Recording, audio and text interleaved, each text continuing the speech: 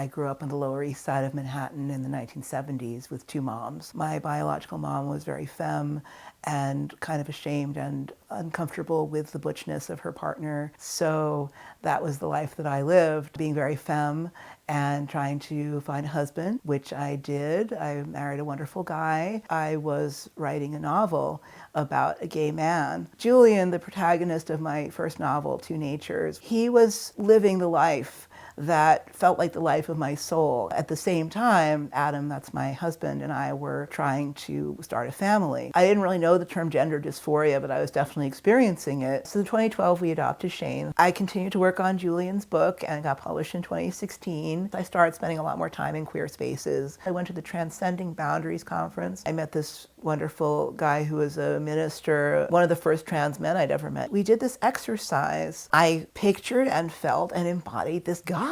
He looked, well, a little bit like I do now, except he had hair. I felt this incredible congruence. In 2016, there was the Pulse nightclub shooting, the hate crime. There were a lot of people who were coming out in solidarity. There were a lot of things I started to come out of the closet about. Came out of the closet about being an abuse survivor, and then coming out as non-binary was the second thing. So these are all things that made me wonder, what is masculinity? And if I was going to be a man, is there a kind of man that I could be? I continue to have gender feelings and got a gender therapist. You know, I was taking tea and the world didn't come to an end. We finally, as a couple, came to the decision that I would be happier. It was okay to get top surgery in 2023, and the world hasn't come to an end. Like we've adapted. So people always ask me, how has this affected your kid? And I have to say, I don't really think that it has affected him. I think the fact that I'm happier has made me more present as a parent. What's not good for you is not going to be good for your kid. And that taking care of yourself and being your own person is also going to be good for your kid.